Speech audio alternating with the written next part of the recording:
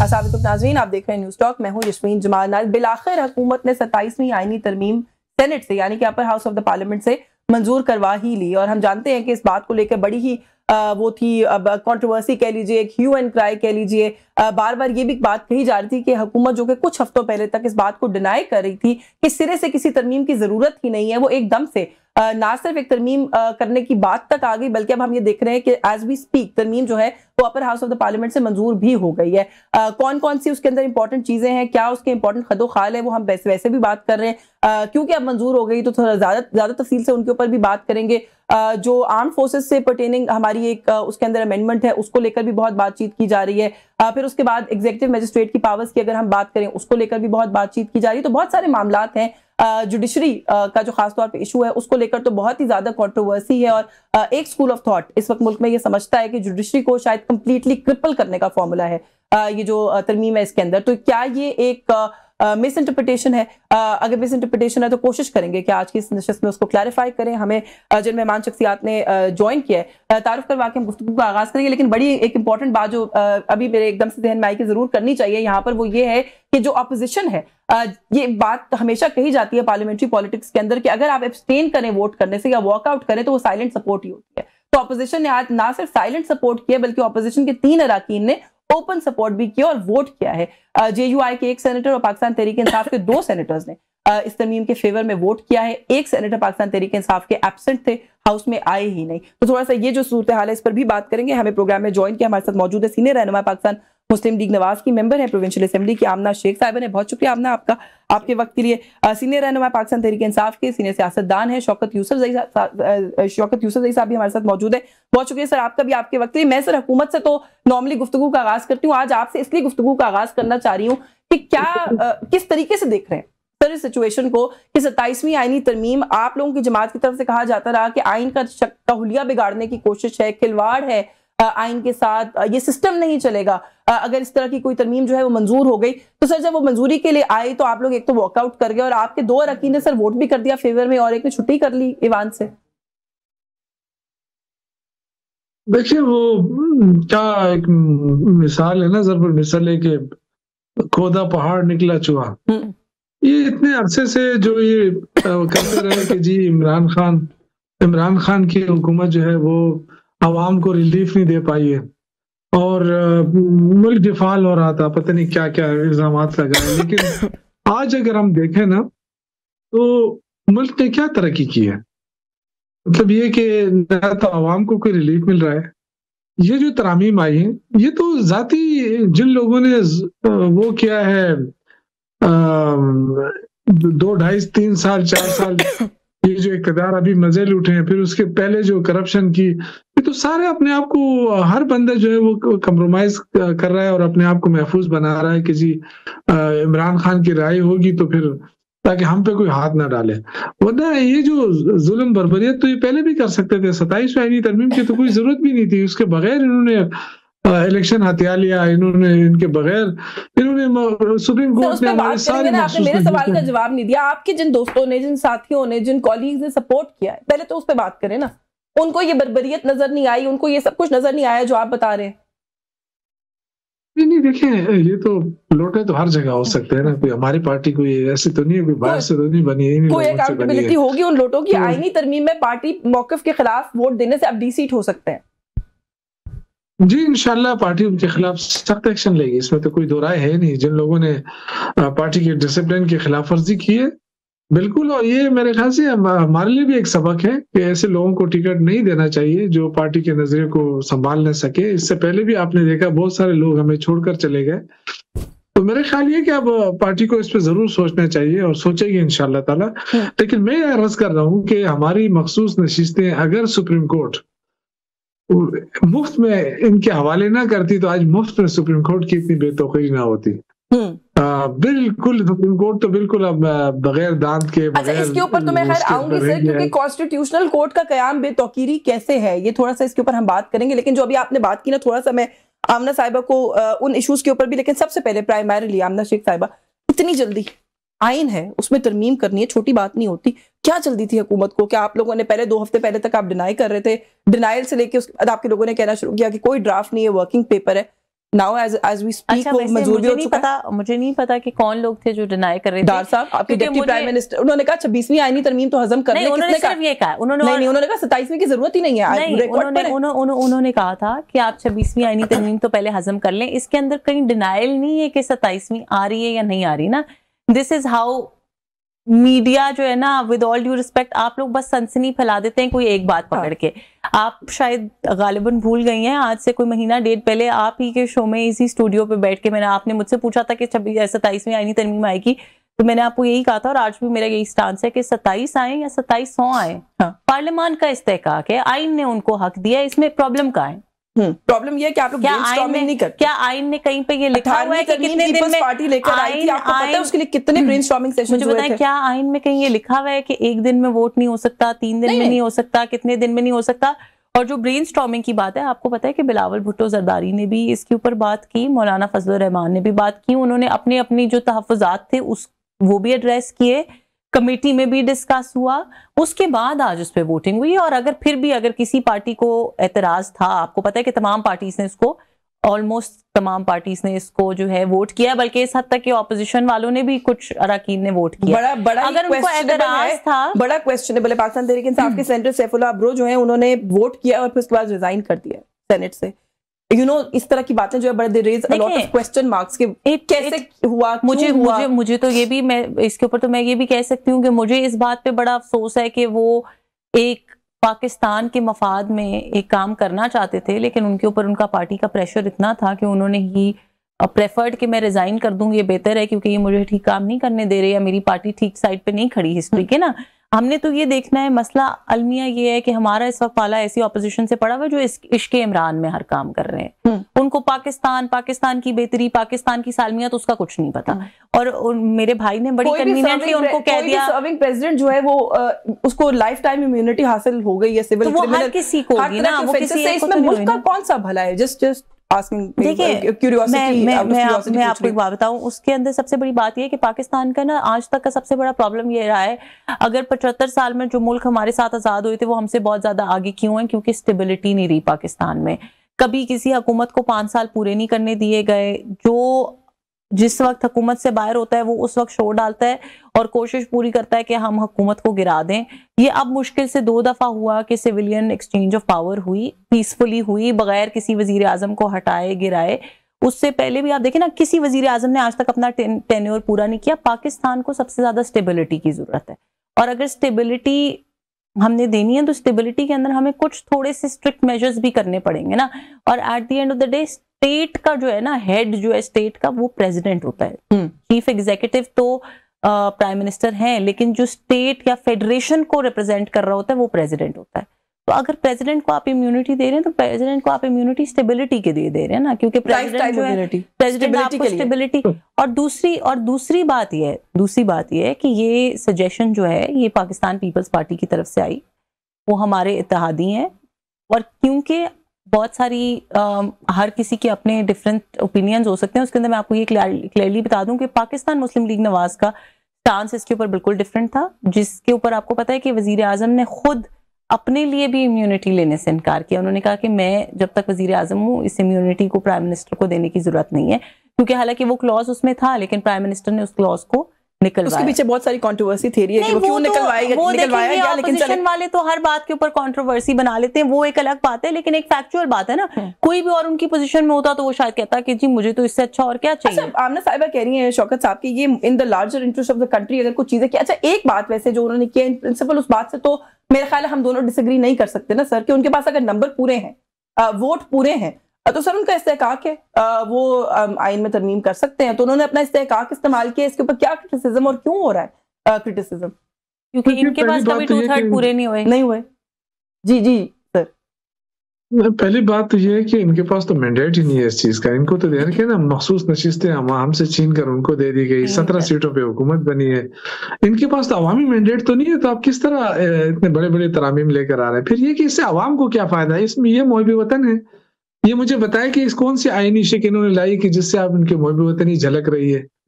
ये तो अपने आपको फायदे दिए इन्होंने, और इमरान खान के खौफ से प्राइम मिनिस्टर ने वापस कर दिया अपना कि जी मुझे ना दे, इसलिए कि वो भी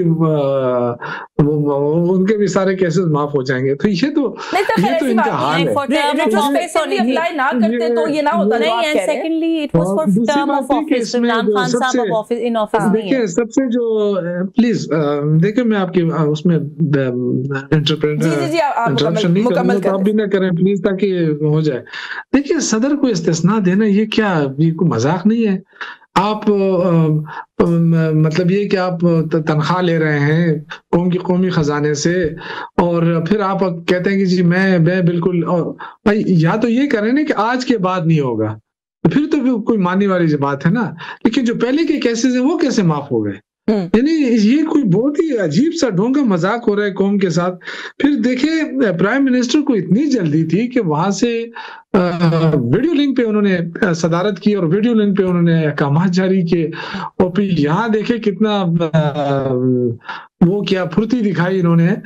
तो मुझे लगता है कि इसमें कुछ काला है। पूछा, लेकिन प्राइम मिनिस्टर ने वीडियो लिंक पे सदारत की तो अच्छी बात है। टेक्नोलॉजी का दौर है, प्रॉब्लम क्या है? टेक्नोलॉजी का दौर है, और अगर किसी काम को डिले नहीं करे तो ये तो अच्छी बात है। लेकिन सर इसमें एक छोटी सी मेरी गुजारिश जो मैंने देखिए मैं एक अर्ज करूं, देखिए अच्छी बात है, लेकिन मैं ये कह रहा हूं कि कोई अवामी मफाद पे भी कोई कर लेना। कोई एक चीज मुझे बताएं। देखिए आईनी आपने बना ली, और जो उसमें आईनी फैसले होंगे, और उसमें एक चीज और डाली, वफाक और सूबे के दरमियान जो तनाज़ा होगा वो आईनी अदालत हल करेगी। अब आईनी अदालत के जो जजेस है कौन मुकर्रर करेगा? वफाक मुकर्रर करेगा। उस पे भी बात करते हैं, लेकिन आपने कहा कि अवामी मफाद की बात बता दें, तो ये अवामी मफाद की बात है ना सर। आप सुप्रीम कोर्ट से अगर ये लोड उतार रहे हैं तो ये अवामी मफाद की बात है। जो बैकलॉग है वो खत्म होगा, लोगों को इंसाफ ज्यादा स्पीडी तरीके से मिलेगा। स्पेशलाइज्ड कोर्ट बनाना कॉन्स्टिट्यूशनल इश्यूज के लिए, इसमें क्या खराबी है? लेकिन आप सब ये नहीं कर रहे हैं ना। आपने तो जजेस की ट्रांसफर का भी कर दिया, तो जजेस अगर ट्रांसफर होंगे तो वो पागल तो नहीं होंगे ना कि वो हुकूमत के खिलाफ फैसले दें, तो आवाम कहाँ जाएगी? मुझे एक ब्रेक लेनी है, वापस आके मैं आमना साहिबा से पूछूंगी कि आवाम कहाँ जाएंगे, और ये जो तकर्रुरी की बात है या तबादलों की बात है उस पर भी बात करेंगे। लेकिन मोस्ट इंपॉर्टेंटली जो मैंने पहले इब्तिदाई में बात की थी कि सर आप लोगों को अगर इतना ही इस पर प्रॉब्लम था कि अब आप लोग कह रहे हैं कि ये सियाह तरीन बाब है, तो आप लोगों को ऐवान में रह के प्रोटेस्ट करना चाहिए था। उसके लिए वहां पर कोई लॉबिंग करनी चाहिए थी। आप लोगों ने वॉकआउट करके उनको ओपन फील्ड दे दिया, जो मर्जी करें। उस तरमीम के साथ मैं से बात करती हूँ। उस ब्रेक के बाद व्यूअर्स हमारे साथ रहिएगा। जी वेलकम बैक नाज़रीन। ब्रेक पे जाने से पहले जो बात शौकत साहब कर रहे थे ना, बिकॉज आप वकील भी हैं, आप प्रैक्टिस भी करती रही हैं इस मुल्क के अंदर, सियासत से पहले पता नहीं आप कर रही हैं कि नहीं कर रही। ये जो एक पूरा एक वो है, एक सिनेरियो क्रिएट हुआ है इस पूरे मामले के अराउंड कि शायद पता नहीं कोर्ट्स को क्रिपल करने की कोशिश की गई है। खासतौर पे जब ट्रांसफर्स ऑफ जजेस की बात आती है तो कहते हैं तो बड़ा आसान तरीका है ना, आपने किसी को पीनलाइज करने का सिस्टम जो है जजेस को कि वो आपकी मर्जी का काम करे, उसको कॉन्स्टिट्यूशन के अंदर इम्बेड कर दिया है। क्या आप बात नहीं सुनेंगे तो आपको उठा के इस्लामाबाद से भी फेंक देंगे। यही है ना, इन प्रिंसिपल तो यही है। अच्छा, मैं आपको उसको ना थोड़ा सा आसान लफ्जों में, बल्कि हमारे सुनने वालों के लिए भी बता दूं, क्योंकि ये एक बहुत कंफ्यूजन क्रिएट हुई है और मुझे बड़ा दुख होता है जब इसको नेगेटिवली इस तरह ये प्रोपोगेट किया जाता है। बेसिकली पाकिस्तान शायद सब बहुत लेट है इस काम में। पूरी दुनिया में बेशतर ममालिक, वो अमेरिका हो, वो यूनाइटेड किंगडम हो, बहुत सारे यूरोपियन ममालिक हों, स्विट्जरलैंड हो, स्वीडन हो, तमाम ममालिक में, बहुत सारे तरक्की याफ्ता ममालिक में या लेजिस्लेचर या एग्जीक्यूटिव अपॉइंट करता है फेडरल जजेस को, और लेजिस्लेचर भी अगर अपॉइंट करता है तो लेजिस्लेचर के अंदर भी, पार्लियामेंट के अंदर वोटिंग होती है। वोटिंग मींस ऑब्वियसली जिस पार्टी की हुकूमत है उसके ज्यादा वोट हैं तो वो ही सिलेक्ट कर रहे हैं, करेक्ट। और बाकी जगहों पे आपका जो एग्जीक्यूटिव है, जो प्रेसिडेंट है या प्राइम मिनिस्टर है, डिपेंडिंग ऑन कि कहाँ पे कौन सा निज़ाम हुकूमत है, वहां पे एग्जीक्यूटिव अपॉइंट करता है। तो इसमें तो सबसे पहली बात है कि कोई अनहोनी बात है नहीं है, सिर्फ हमने एक नॉर्म बना लिया हुआ है कि हमने अपने मुल्क को गलत कहना है, अपने मुल्क को बुरा कहना है, अपने मुल्क पे तनकीद करनी है। उन्हीं सारे ममालिक जिनके आगे आप जाके भीख मांगते हैं, सोचने की जरूरत भी है ना, जिनसे आप सोचने की जरूरत है कि ये चीजें क्यों कंट्रोवर्शियल है, या नहीं, मैं आपको क्यों है, I'll tell you क्यों कंट्रोवर्शियल है। No, it's not the lack of trust, it is the unfortunate fact कि हमारी तमाम पॉलिटिकल पार्टीज में से कोई भी is not trained to accept defeat. हम ये कहते हैं कि जिस वक्त हम हुकूमत में नहीं है, हुकूमत जो भी करेगी हम उसको गलत कहेंगे, हम उसको बुरा कहेंगे, हम उसको अपोज करेंगे अपने पार्टी लीडर के कहने के ऊपर, ये सोचे बगैर कि पाकिस्तान के सिस्टम की किस चीज में बेहतरी है, ये सोचे बगैर कि पाकिस्तान की आवाम की किस चीज में बेहतरी है, इस लेजिस्लेशन से कितना फायदा होगा, कितना नुकसान होगा, इंटरनेशनल बेस्ट प्रैक्टिसेस क्या है, ये कोई नहीं देखना चाहता। ये कहते हैं जी हम इश्के इमरान में वोट करेंगे। तो इश्के इमरान में वोट करने से तो मुल्क नहीं चलते ना। जब पूरी दुनिया, जब मैं प्रिसाइसली माय पॉइंट, जब पूरी दुनिया में लोग एग्जीक्यूटिव और या लेजिस्लेचर से आइदर वे जुडिशरी अपॉइंट हो रही है, तो फिर हमने कर लिया तो इसमें क्या अनहोनी बात है। बल्कि मैं तो समझती हूँ कि बहुत अच्छी बात है। जो आपने ट्रांसफर्स की तरफ भी बात की, तो मैं बल्कि 3 दिन से पिछले इसी बात को बार बार हर जगह पे आंसर कर रही हूँ। बात यह है कि हमें एक सिस्टम बनाना पड़ेगा ना। जजेस in our country had become an untouchable entity throughout. वो मैं किसी एक स्पेसिफिक की बात नहीं करी, करने लगे उन पर बात तो वहीं आ गई ना। की बात नहीं है, बात ये है कि सिस्टम नहीं था ना। हाँ। लॉबी बना लेते, ब्यूरोक्रेसी में भी सेम बात है। आपको पता है कि जिस ब्यूरोक्रेट की अच्छी लॉबी होगी वो 10-10 साल एक ही पोजीशन पे बैठा रहेगा, एक ही स्टेशन पे बैठा रहेगा, और जिस बेचारे के पास अच्छी लॉबी नहीं है वो 10 हार्ड एरियाज करके तब तक आ जाएगा। हमने एक सिस्टम बनाना है ना। ये तो नहीं हो सकता कि किसी जज का अगर ट्रांसफर हो रहा है, एक सिस्टम है, उसका ट्रांसफर अगर ड्यू है, वो कहे जी मैं नहीं जाता हूँ, तो उसको कुछ तो हमने सिस्टम को रेगुलेट करना है ना। यूसुफजई साहब सर, तनकीद बराए तनकीद ना करें। मुझे तो आमना की बात से यही समझ में आया कि वो ये कह रही है कि गवर्नमेंट में अगर आप खुद हो, कुछ करना हो तो वो दुरुस्त होता है, लेकिन अगर आपके पास खुद इख्तियार नहीं है तब्दीली लाने का किसी भी किस्म की, कोई और लेकर आए तो आपने उससे वैसे ही इन प्रिंसिपल इख्तिलाफ करना होता है। वही बात जो हम ब्रेक पर जाने से पहले कर रहे थे कि अगर किसी की ट्रांसफर का, पोस्टिंग का कोई एक प्रॉपर सिस्टम लेकर आया जा रहा है तो उसके अंदर क्यों ये समझा जा रहा है कि शायद कुछ खास एजेंडा है जिसके तहत किया जा रहा है। और जो बात मैंने ब्रेक से पहले छोड़ी थी सर, उसके ऊपर भी कि आप लोग तो सर वॉकआउट करके चले गए। आपके 2 लोगों ने वोट दिया, उनमें से एक ने अभी रिजाइन कर दिया। उनका गिला भी सुन लें। वो ये कह रहे हैं अब्रो साहब के मेरी पार्टी ने मुश्किल वक्त में मेरा साथ नहीं दिया, मैं जो है वो in the larger interest of the country vote देने के लिए आया और अब मैं सेनेट का हिस्सा उस पार्टी के टिकट पे नहीं रहना चाहता। देखिए, ये तो आपको पता है ये तरीकाकार होता है, और ये कोई नई बात नहीं है। दूसरे जो मेरी बहन ने जो मिसालें दी है ना यूरोप की और अमेरिका की और स्विट्जरलैंड की, तो यार खुदा के लिए इस तरह किसी का मैंडेट छीन कर तो नहीं आते हैं ना। वो तो अवाम ने उनको मैंडेट दिया होता है ना, तो उनका तो वो अगर कोई फैसला करे तो ठीक होता है ना वो।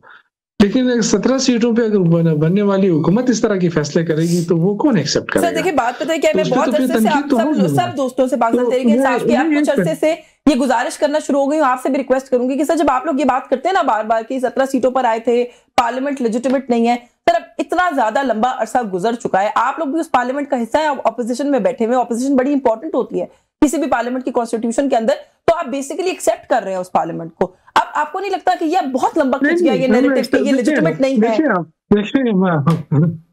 देखिए, हमने तो इस्तीफे भी दिए हैं, हुकूमतें भी खत्म की हैं, लेकिन ये बदकिस्मती है ना कि वही लोग जो जमहूरियत का राह गिलाते थे आज किसके सहारे पे हुकूमत कर रहे हैं? सबके सामने कोई ढकी छुपी बात नहीं है। देखिए, जितनी पार्टियां इस वक्त मुलविस हैं इस आईनी, उसमें सारे कंप्रोमाइज हैं, इसमें एक भी कंप्रोमाइज से बाहर पार्टी नहीं है। सिर्फ एक तहरीक इंसाफ है और अचकज़ई साहब की पार्टी है और कुछ छोटी मोटी है, बाकी तो सारे कंप्रोमाइज्ड है। ये देखें जजेस की जो रिटायरमेंट की इन्होंने 65 से 68 साल, ये क्यों किया है? ये जो लुक्रेटिव पोस्टें बनाने का वो है कि जजेस जो है वो सारे बस इनके मातहत ही रहे हैं। ये तो देखें बहुत ही खतरनाक किस्म की अमेंडमेंट है, ये अभी पता नहीं चल रहा है। अभी तो ये आम से लग रहे हैं कि जी ये तो पोस्टिंग ट्रांसफर जज, ये जब शुरू होंगे ना, इस वक्त आप देखें कि इमरान खान की हेयरिंग नहीं होती है, उनकी समाअत नहीं होती है, कोई डेट ही नहीं दी जाती है। डेट दी जाती है तो उस पर हेयरिंग नहीं होती है। वो इस तरह, तो ये चीजें जो होंगी ना, ये तो लोअर कोर्ट्स में ये हाल था ना, अब अपर कोर्ट में भी यही हाल होगा। वो कोई भी इंसाफ के लिए दरखास्त देगा, अगर वो हुकूमत के खिलाफ है तो कोई उसको टच भी नहीं करेगा। तो ये जो है ना अपोजिशन, देखें इस वक्त आपके कौमी असम्बली में, सेनेट के अंदर अपोजिशन लीडर नहीं है।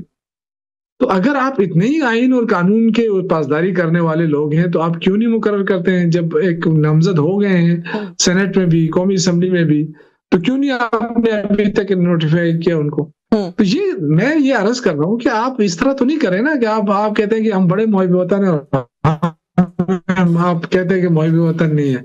आपकी मुहिब वतन ये है कि आप एक सदर को इस्तिस्ना दें कि जी भाई सारी जिंदगी आपने जो कुछ किया आपको माफ, शाबाश। यानी ये कि आवाम से आपने पूछा है आप ये देखें ना, आवाम आपको टैक्स देती है, आवाम ने अपने नुमाइंदे सिलेक्ट करके भेजे हैं ना, आवाम के नुमाइंदे हैं ना सर। आप कह रहे हैं आवाम ने से पूछा है तो आवाम ने इन्हीं को भेजा है ना अपने बिहाफ पे ये सारा कुछ करने के लिए। आवाम ने तो नहीं भेजा है ना, यही तो मैं देखिए आप अब ये केपीके वालों को आवाम ने भेजा है, बाकी पूरे पाकिस्तान वाले को किसी और ने भेजा है। यही तो अलमिया है पाकिस्तान का ना, कि इनको भेजा नहीं है आवाम ने। नहीं लेकिन सर देखिए अलमिया ये भी है ना जो आमना साहिबा कह रही है कि केपीके वालों को आवाम ने भेजा है, इनको आवाम ने नहीं भेजा। ये इसका प्लीज जवाब दीजिएगा हमें। मेरी 90 सीटें हमारी मखसूस नशिस्तें सुप्रीम कोर्ट ने उठा के इनको दे दी। आज उस सुप्रीम कोर्ट जो है ना, आज वो नो कहना होगा मेरे ख्याल से, उनको भी अंदाजा हो गया हो कि हमने ये क्या किया, लेकिन हो गया उनके साथ। अगर वो 90 सीटें इस तरह फ्री में ना देती इनको ना, मुझे ब्रेक लेनी है आपकी, क्विकली मैसेज पर रिस्पॉन्ड कर दें आमना के पॉइंट के ऊपर। वो ये कह रही है कि जो केपीके वाली सीटें आप लोगों ने जीती हैं वो अवाम की सीटें हैं, और जो इन्होंने जीती हैं वो अवाम की नहीं है। नहीं देखिए, हमारी तो इसलिए आवाम की है ना कि वही इलेक्शन कमीशन था ना जो हमसे वहां सीटें छीन रहा था। यहाँ तो उनका बस नहीं चला है ना, यहाँ तो मैंडेट इतना ज्यादा था, अल्हम्दुलिल्लाह लोग अपना तहफ़्फ़ुज़ कर सकते हैं मैंडेट का। वरना आप तो अभी कब बस चलाने वाला तो ज्यादा छोटा हर महल्ले में बस चला सकते हैं, जो आपका ट्रेन या आपका दावा नहीं हो रही है। वरना ये तो देखें ना, ये हुकूमत तो खटक रही है। जब से सुहेल अफरीदी का नाम आया, इनकी दौड़े देखे, इनका रोना धोना देखें, इनका कभी क्या इल्जाम लगाते हैं, कभी क्या इल्जाम लगाते हैं, लेकिन कर कुछ भी नहीं सकते।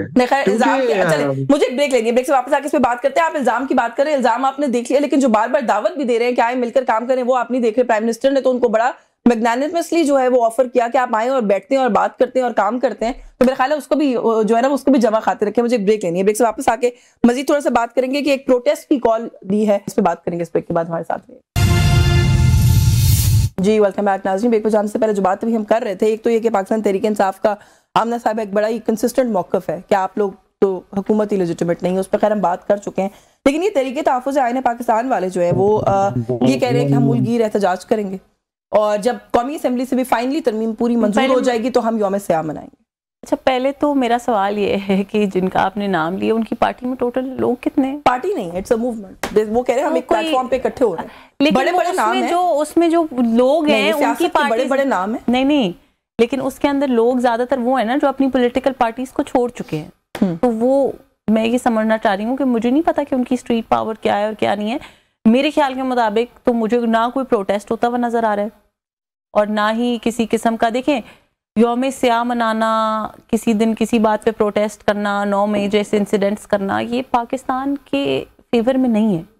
पाकिस्तान की आवाम भी इससे तंग आ चुकी है और ये आप पाकिस्तान के साथ जुल्म कर रहे हैं। पीटीआई उनके साथ है, स्ट्रीट पावर की जो आप बात कर रही हैं, और अगर मौलाना साथ आ जाए तो फिर कितनी स्ट्रीट पावर है? Anybody's guess. No, I will tell you, Allama Raja Nasir Abbas Sahab उनके साथ है, एनीबॉडीज गेस कि कितनी street power. No, I will tell you very clearly. देखिए मौलाना की तो फिर भी, मौलाना की कॉल पे उनके जो मदारिस के लोग हैं और वो सारे फिर भी निकल आएंगे। पीटीआई की स्ट्रीट पावर कोई नहीं है। पीटीआई अभी तक जब से हुकूमत बनी है फरवरी 2024 से लेके आज की तारीख तक कुछ ही 8 दफा कॉल दे चुकी है, प्रोटेस्ट की, जलसे की, किस किस चीज की, कोई नहीं निकलना चाहता। मेरे साथ नहीं, मैं पीटीआई की बात कर, लेकिन उनके साथ भी राजा पीटीआई की कॉल पे कोई नहीं निकलेगा, पीटीआई की पॉलिटिकल कॉल के ऊपर कोई नहीं निकलेगा, मुस्तफा नवाज खोकर साहब की पार्टी की पॉलिटिकल कॉल के ऊपर कोई नहीं निकलेगा। So half of the people out of this movement are already good for nothing. आप मौलाना फजलुर रहमान की बात करें, ये हमें ये भी नहीं पता कि ये प्रोटेस्ट की कॉल देंगे या नहीं देंगे। अभी तो आप कह रही हैं ना कि शायद आ जाए, उन्होंने कहा जब हो जाएगी तो हम करें। हाँ, बट फिलहाल इट्स नॉट क्लियर। दूसरी बात सबसे जरूरी, कोई भी दे दे, 10 लोग दे दें, 10 पॉलिटिकल पार्टीज दे दें, एक पॉलिटिकल पार्टी दे, सबसे इंपॉर्टेंट चीज ये है कि आप अपने मुल्क को चोट पहुंचा रहे हैं, उस मुल्क को जिसने आपको पहचान दी, जिसने आपको नाम दिया। आप कौन है? मौलाना फजलुर रहमान से पूछ लें, मैं बताती हूँ, मुस्तफा नवाज खोकर साहब से पूछ लें, मौलाना फजलुर रहमान से पूछ लें, मेरे से पूछ लें, किसी और से पूछ लें, आपसे पूछ लें, हम कौन है? अगर आज हम पाकिस्तान के पार्लियामेंटेरियन ना हो, अगर मौलाना साहब पाकिस्तान के एक रिनाउंड पॉलिटिशियन ना हो, अगर मुस्तफा नवाज खोकर साहब फॉर्मर सेनेटर ना हो, तो हम क्या है? पाकिस्तान ने हमें पहचान दी है ना। आप उस पाकिस्तान को क्यों तकलीफ पहुंचा रहे हैं? आपने बहुत अच्छा सवाल किया है कि प्रोटेस्ट करने से कैसे चोट पहुंचती है। प्रोटेस्ट करने से ऐसे चोट पहुंचती है, आप जेन्युइन पर्टिनेंट चीजों के ऊपर प्रोटेस्ट करें, आप असेंबलियों के अंदर प्रोटेस्ट करें, आप कंस्ट्रक्टिव क्रिटिसिज्म करें, आप अपना इनपुट दें। उनका नामजद जो ऑपोजिशन लीडर है, आप लोग उसको नोटिफाई नहीं कर रहे। नहीं, लीडरलेस छोड़ा हुआ ऑपोजिशन को आप लोगों ने, ये बात नहीं है। लीडरलेस छोड़ा हुआ है तो इसलिए छोड़ा हुआ है कि उनका अपना ऑपोजिशन लीडर डिस्क्वालीफाई हुआ है ना, हमने तो नहीं कराया ना, तो एक प्रोसीजर है, वो हो जाएगा, एक आध दिन में हो जाएगा, उसमें कोई इतनी बड़ी बात नहीं है। बात ये तो एडमिनिस्ट्रेटिव प्रोसीजर है। बात ये है कि आप असेंबलियों में नहीं आते, आपने अभी खुद अपने इंट्रोडक्शन में कहा, आप आके उसके ऊपर बात नहीं करते, आप डिबेट नहीं करते, आप प्रोटेस्ट नहीं करते, आप सड़कों के ऊपर निकल आते हैं, सड़कें बंद करते हैं, लोगों का डेली फंक्शनिंग खराब करते हैं, अपने मुल्क का मजाक उड़वाते हैं पूरी दुनिया में कि जी पाकिस्तान में एक अच्छी अमेंडमेंट आई है लेकिन ऑपोजिशन उसके खिलाफ है। ये मैं नहीं कह रही, ये मोदी सरकार कितनी दफा कह चुकी है कि इमरान खान के होते हुए हमें कुछ करने की जरूरत ही नहीं है ना। कितने इंडियन टीवी चैनल्स ये बात कर चुके हैं। तो we should take it with a pinch of salt. We need to understand this कि हम अपने मुल्क को, जिस मुल्क ने हमें पहचान दी, उसको चोट पहुंचाना बंद करें। Pakistan needs healing. जी यूसुफ ज़ई साहब, ये तहरीक तहफ़्फ़ुज़ आईन पाकिस्तान जो कह रही है कि हम यौम सियाह मनाएंगे जब ये फाइनली तरमीम मंजूर हो जाएगी, हम प्रोटेस्ट करेंगे, एहतजाजी तहरीक का ऐलान करेंगे, सर आप लोग साथ होंगे उनके? और जो आमना साहिबा बात कर रही है कि क्यों मुल्क को नुकसान पहुंचाते हैं इस तरह की चीजें करके, आप लोग कहते हैं मजाक बनता है मुल्क का इस तरह। देखिए, चूंकि ये जमहूरी तरीके से तो आए नहीं है ना, वरना इनको ये चीजें बुरी ना लगती। जमहूरियत के अंदर ही ये चीजें हैं कि आप देखिए मुल्क के अंदर इस वक्त रूल ऑफ लॉ खत्म हो गया है। हम अदालत जाते हैं, अदालत फैसला करती है कि सीएम को मिलवाना, चाहे मिलवा दें इमरान खान से, वो नहीं मिलवाते। तो क्या करें, आप बताएं हमें। जो इस किस्म की अमेंडमेंट लेकर आ गए हैं, जिनके पास मैंडेट ही नहीं है, अपने मैंडेट से ऊपर जाके इन्होंने अमेंडमेंट कर दिया, अपने आप सबको इस्तिस्ना दिला के आराम से बैठ जाएंगे, तो अवाम किधर जाए? रूल ऑफ लॉ लाने के लिए कुर्बानी तो देनी पड़ रही है। इन्होंने जितना जुल्म किया है पीटीआई के ऊपर, पीटीआई वर्कर्स के ऊपर, फिर ये कहती हैं स्ट्रीट पावर नहीं है। वाह जी वाह। तो फिर आप मुझे बताएं ना कि क्या मरियम नवाज साहिबा जीती हैं? आप हलफ उठाकर कहें नवाज शरीफ साहब जीता है? क्या शहबाज शरीफ अपने साहब अपनी सीट जीते हैं? हलफ उठा के कहें, अल्लाह का नाम लेकर कहें कि ये वो वाकई जीते हैं। अल्हम्दुलिल्लाह, अल्लाह का ही नाम है मेरे भाई। अगर अल्हम्दुलिल्लाह नहीं, आपको हलफ लिखा के, कुरान के हलफ लिखा के करें, अपने दिल पे हाथ रख के कहें कि ये वाकई जीते हैं। जुल्म तो हुआ है ना। मैं मौजूद थी उनके हल्के में, मैं उनके हल्के में मौजूद थी। I was one. नहीं, मैं कैंपेन करने वालों में से थी। मुझे एक घर, एक उस शख्स का पता है जिन्होंने वोट किया। मैं आपके नंबर पे नहीं बोलता हूँ, आप बड़ी बेसब्री हो जाती है थोड़ा सा। खैर है, मुझे भी बोलने दे। जी जी बोलो। आप लोग जब लॉन्ग मार्च करते रहते थे तो क्या आपको किसी ने रोका था? हमारे दौर में आपने ट्रेन मार्च किया, पीपल्स पार्टी ने ट्रेन मार्च शुरू किया, आपने लॉन्ग मार्च शुरू किया, मौलाना ने धरना दिया। मुझे बताएं, आपको कहीं रोका है हमारी पार्टी ने, हमारी हुकूमत ने आपको रोका था? नहीं रोका ना, क्योंकि जमहूरियत है ना। हम कहते थे आप कहा कि आप करें। आज अगर प्रोटेस्ट करते हैं तो ये कहते जी पाकिस्तान के खिलाफ साजिश है। वाह जी वाह। फिर तो जमहूरियत तो वैसे ही आपने लपेट दी ना, और कर रहे हैं, क्योंकि आप जमहूरी तरीके से तो नहीं सकते हैं, इसलिए आपने सारे रास्ते बंद कर दिए। ये मैं आपको यकीन से कहता हूँ कि ये बहुत बड़ा इंतकाम लिया जा रहा है पाकिस्तान के अवाम से। वो इसलिए इंतकाम लिया जा रहा है कि इनको वोट नहीं दे रहे हो, नहीं दे रहे हैं, तो उन्होंने ये रास्ता निकाल लिया कि चलो अभी हम जबरदस्ती आए हैं, और जो जमहूरी तरीके हैं, जमहूरी रास्ते हैं, उसको ब्लॉक ही कर दो बस। तो ये कोशिश है, लेकिन ये पाकिस्तान के अवाम जो है ना, इंशाल्लाह अपना जमहूरी हक लेकर रहेंगे। ये ऐसा नहीं है कि आराम से बैठ जाएंगे और ये मजे लेते रहेंगे। इस तरह ये मजे थोड़े अरसे तक ले लें। खत्म हो गया, वरना मैं मजीद बात करती हूँ आपको चाट कर, लेकिन वक्त बस खत्म हो गया। बहुत शुक्रिया आपका शौकत यूसुफ ज़ई साहब, आपने प्रोग्राम में मुझे वक्त दिया। बहुत शुक्रिया आपका आमना शेख साहब, आपने भी प्रोग्राम में मुझे वक्त दिया। जी, जैसा कि आप जानते हैं, पूरे प्रोग्राम में हमने बात की है कि जो कॉन्स्टिट्यूशनल अमेंडमेंट है 27, इसके इर्द गिर्द बहुत सारी बातें हैं जिसके अंदर ज़ाहिर क्लैरिटी भी नहीं है।